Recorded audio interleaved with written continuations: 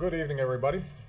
I wanted to give you an update on the current situation around the debt ceiling. I just got a call about a half hour ago from Speaker Boehner, who indicated that he was going to be walking away from the negotiations that we've been engaged in here at the White House for a big deficit reduction and debt reduction package.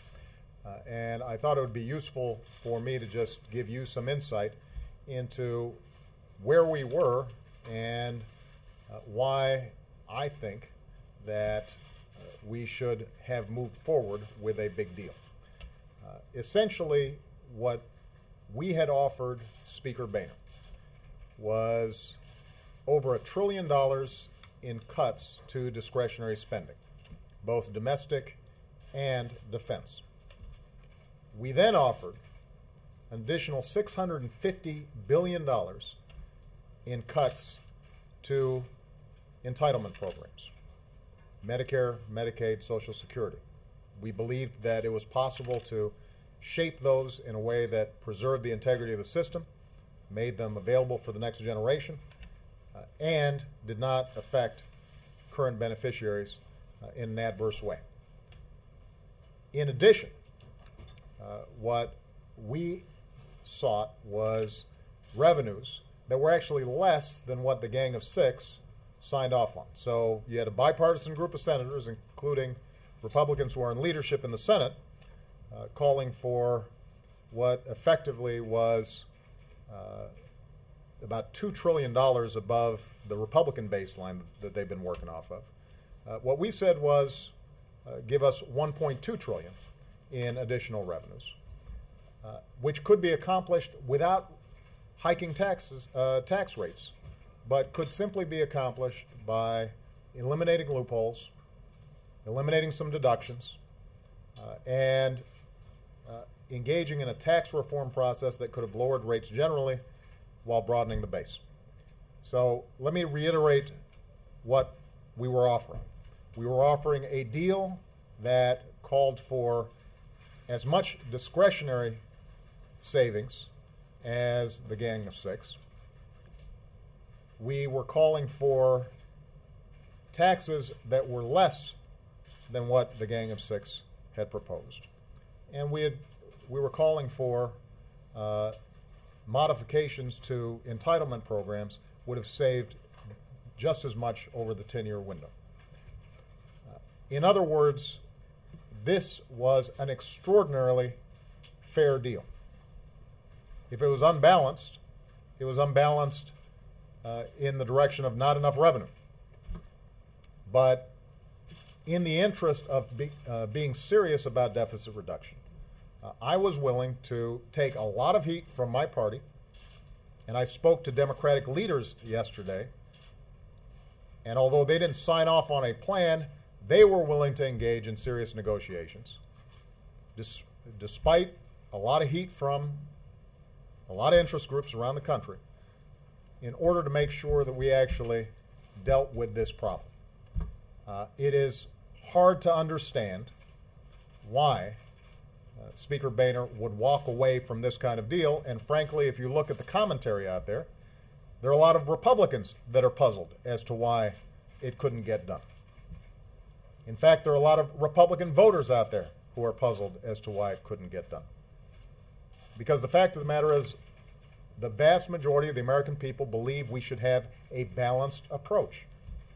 Now, if you do not have any revenues, as the most recent Republican plan that's been put forward both in the House and the Senate proposed, if you have no revenues at all, what that means is more of a burden on seniors, more drastic cuts to education, more drastic cuts to research, a bigger burden on services that are going to middle-class families all across the country. And it essentially asks nothing of corporate jet owners, it asks nothing of oil and gas companies, it asks nothing from folks like me who've done extremely well and can afford to do a little bit more. In other words, if you don't have revenues, the entire thing ends up being tilted on the backs of the poor and middle-class families. And the majority of Americans don't agree on that approach. So here's what we're going to do. We have now run out of time. I told Speaker Boehner, I've told Democratic leader Nancy Pelosi, I've told Harry Reid, and I've told Mitch McConnell I want them here at 11 o'clock tomorrow. We have run out of time, and they are going to have to explain to me how it is that we are going to avoid default.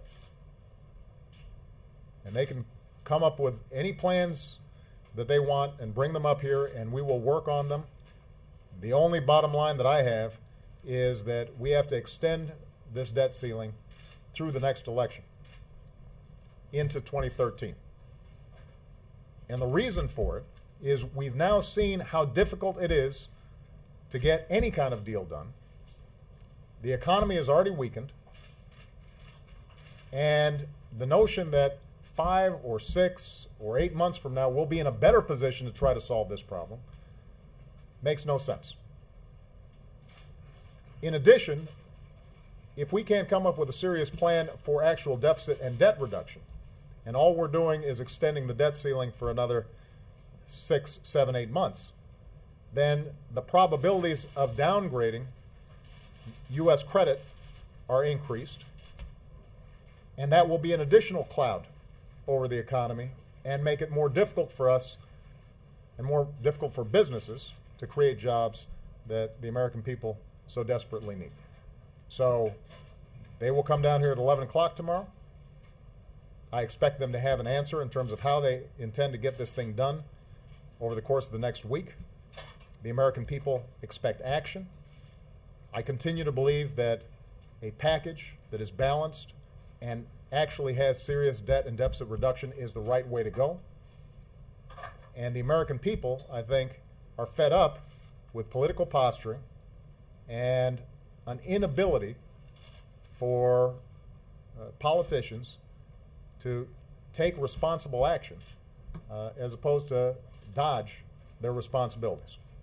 All right, with that, I'm going to take some questions. Ben. Thank you, Mr. President. You said you want the leaders back here at 11 to give you an answer about the path forward. What is your answer about the path forward? Which path do you prefer, given what's just happened? And also, sort of quickly, what does it say about your relationship with Speaker Boehner? Well, with respect to my relationship with Speaker Boehner, we've always had a cordial relationship. We had very intense negotiations. I'm going to have my team brief you exactly on how these negotiations proceeded. Up until sometime early today, when I couldn't get a phone call returned, my expectation was that Speaker Boehner was going to be willing to go to his caucus and ask them to do the tough thing but the right thing. I think it has proven difficult for Speaker Boehner to do that. I've been left at the altar now a couple of times. And I think that one of the questions that the Republican Party is going to have to ask itself is, can they say yes to anything? Can they say yes to anything? I mean, keep in mind, it's the Republican Party that has said that the single most important thing facing our country is deficits and debts. We've now put forward a package that would significantly cut deficits and debt. It would be the biggest debt reduction package that we've seen in a very long time. And it's accomplished without raising individual tax rates. It's accomplished in a way that's compatible with the no tax pledge that a whole bunch of these folks signed on to because we were mindful that they had boxed themselves in. And we tried to find a way for them to generate revenues in a way that did not put them in a bad spot. And so the question is, what can you say yes to? Now, if their only answer is what they've presented, which is a package that would effectively require massive cuts to Social Security, to Medicare, to domestic spending, with no revenues whatsoever, not asking anything from the wealthiest in this country or corporations that have been making record profits, if that's their only answer, then it's going to be pretty difficult for us to figure out where to go.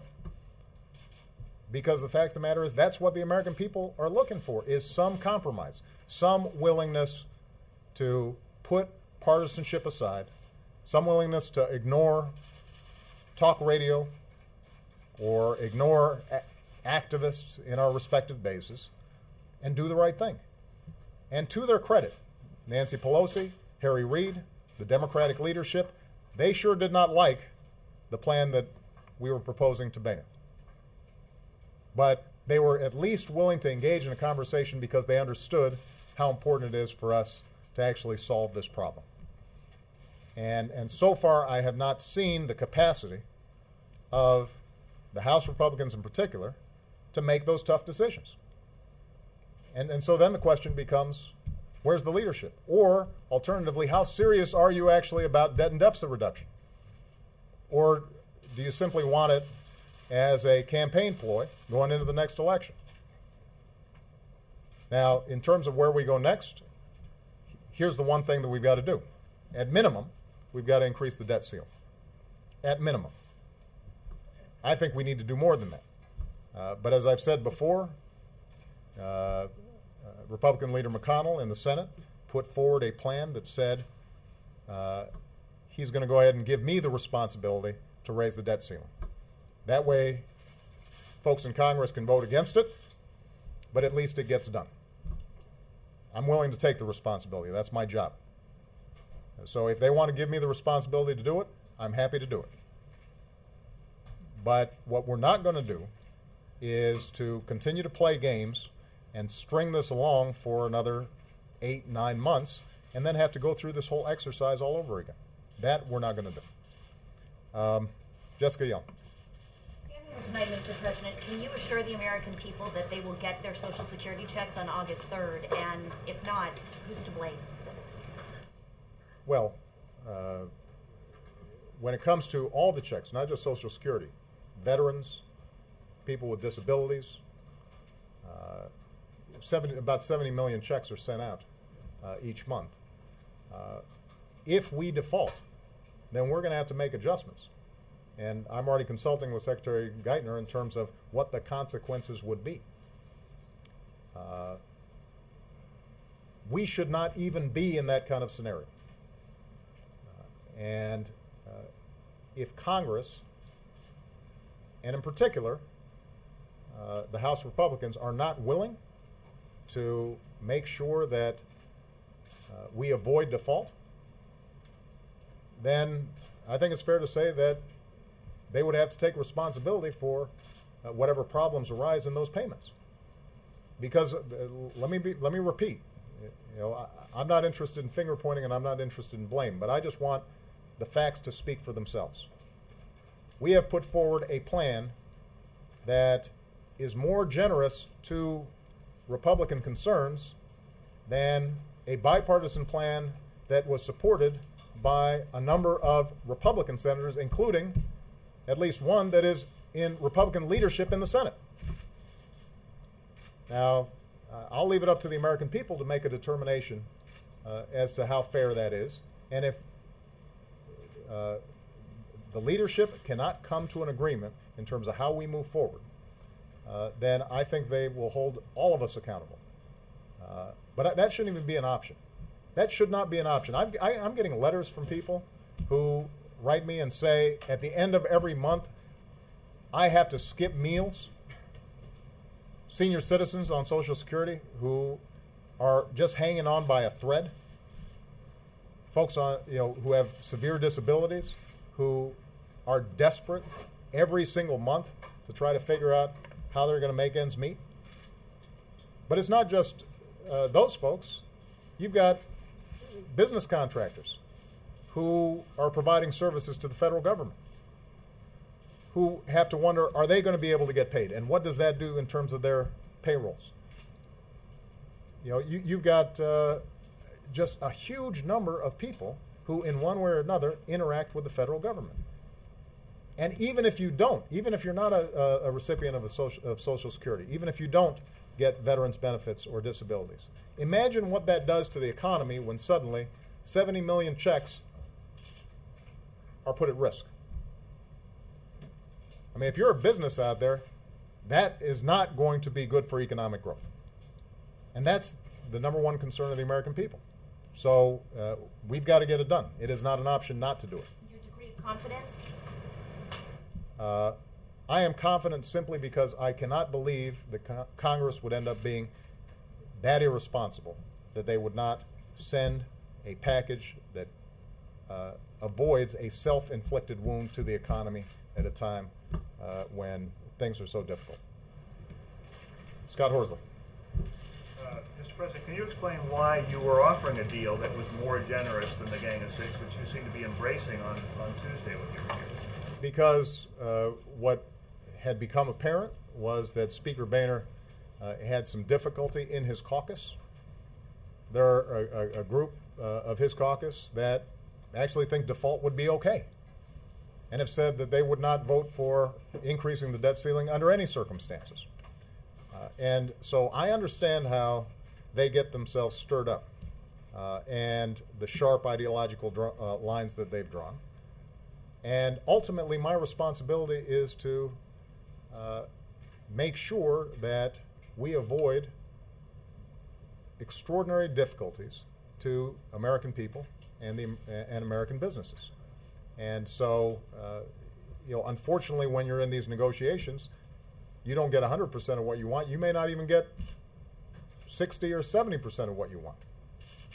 But I was willing to try to persuade Democratic leadership as well as Democratic members of Congress that even a deal that is not as balanced as I think it should be is better than no deal at all.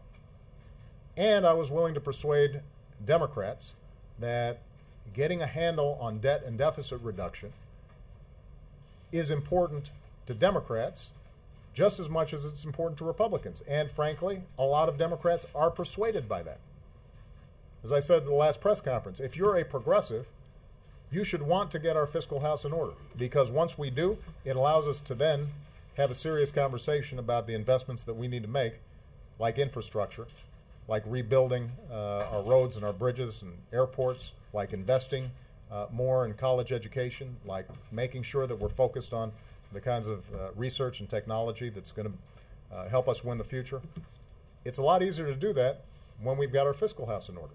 And that was an argument that I was willing to go out and make to a lot of skeptical Democrats, as you saw yesterday.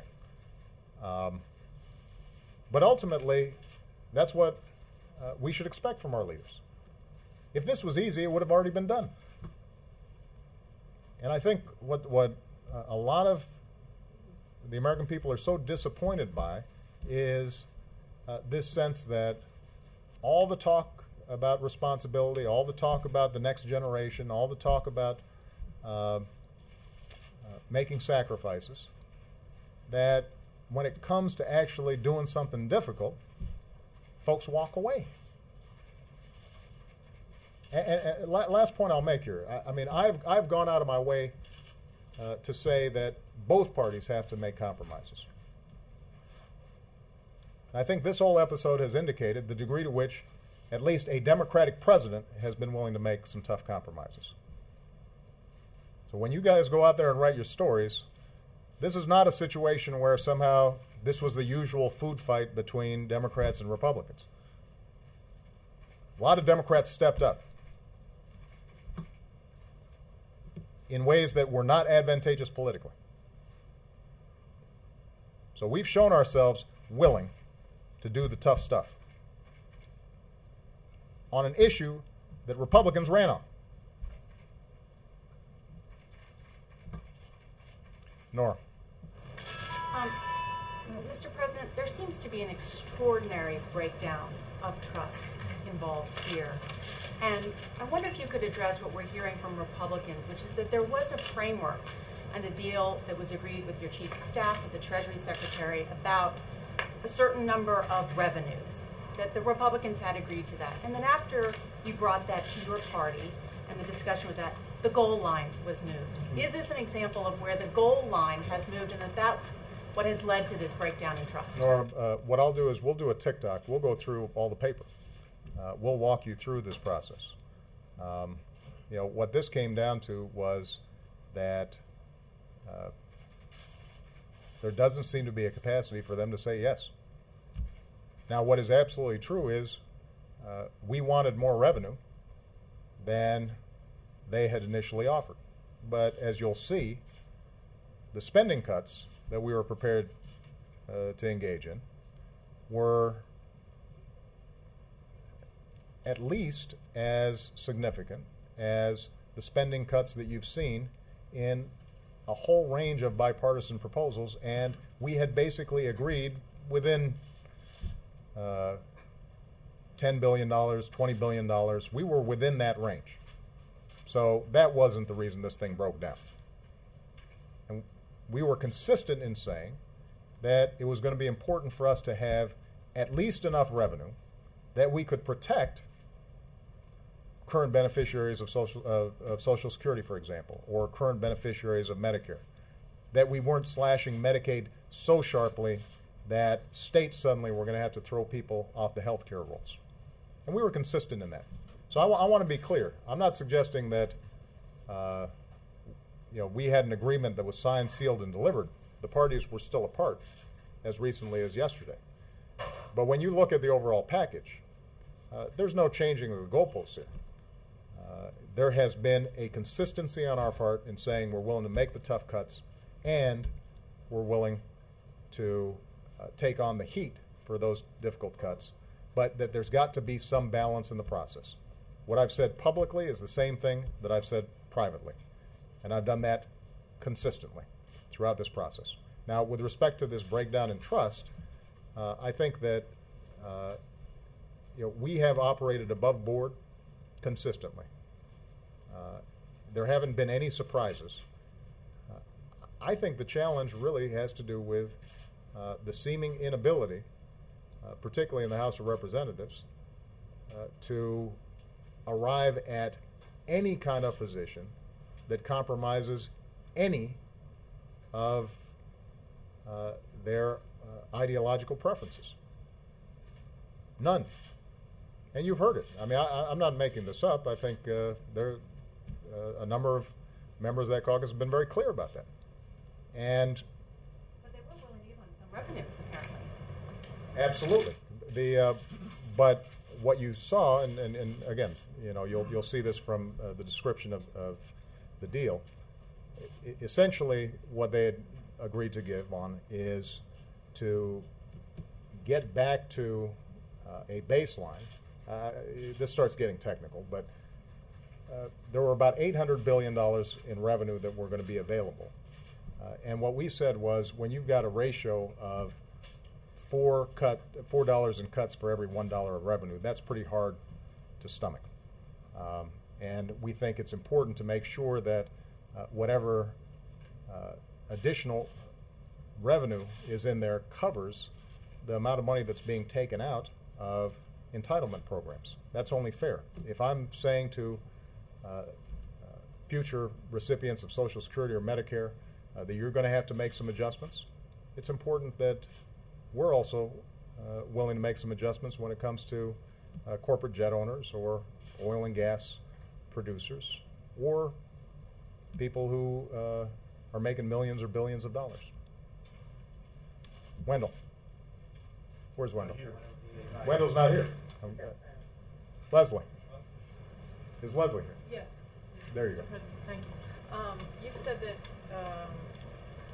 your bottom line has been the big deal. That's not going to happen. Are you going to be willing to go back to just raising the debt ceiling bill? Well, I think I've been consistently saying here in this press room and everywhere that it is very important for us to raise the debt ceiling. We don't have an option on that. So if that's the best that Congress can do, then I will sign a extension of the debt ceiling that takes us through 2013. I don't think that's enough. I think we should do more. That's the bare minimum. That's the floor of what the American people expect us to do. So I'd like to see us do more, and when I meet with the leadership tomorrow, I'm going to say, let's do more. But if they tell me that's the best they can do, then I will sign an extension that goes to 2013, and I will make the case to the American people that we've got to continue going out there and solving this problem. It's the right thing to do, and it's time to do it. We can't keep on putting it off. You suggested that Speaker Boehner didn't return phone calls this afternoon. Could you elaborate a little bit on You know, I'm less concerned about me having to wait for my phone call return than I am the message that I received when I actually got the phone call. I'm going to make this last question. Go ahead. Yeah, the markets are closed right now, obviously. Yeah. What assurances can you give people on Wall Street? Are you going to be reaching out to some people on Wall Street so that when Monday comes, we don't see a reaction to the news that's developing right now? Well, I think it's very important that the leadership understands that Wall Street will be opening on Monday, and we better have some answers during the course of the next several days. What can you say to people who are watching, who work on Wall Street, who might find this news a bit alarming, perhaps? Well,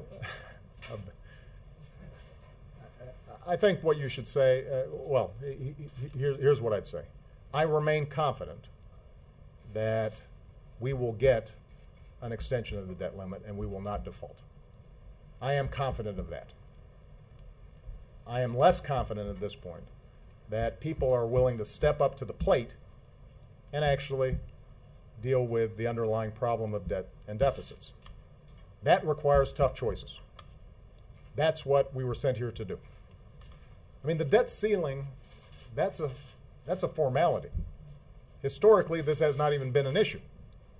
It's an unpleasant vote, but it's been a routine vote that Congress does periodically. It was raised 18 times when Ronald Reagan was president. Ronald Reagan said default is not an option, that it would be hugely damaging to the prestige of the United States. And we shouldn't even consider it. So that's the easy part. We should have done that 6 months ago. The hard part is actually dealing with the underlying debt and deficits and doing it in a way that's fair.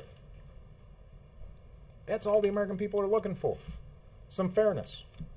I can't tell you how many letters and emails I get, including from Republican voters, who say, look, we know that neither party is blameless when it comes to how this debt and deficit developed. There's been a lot of blame to spread around.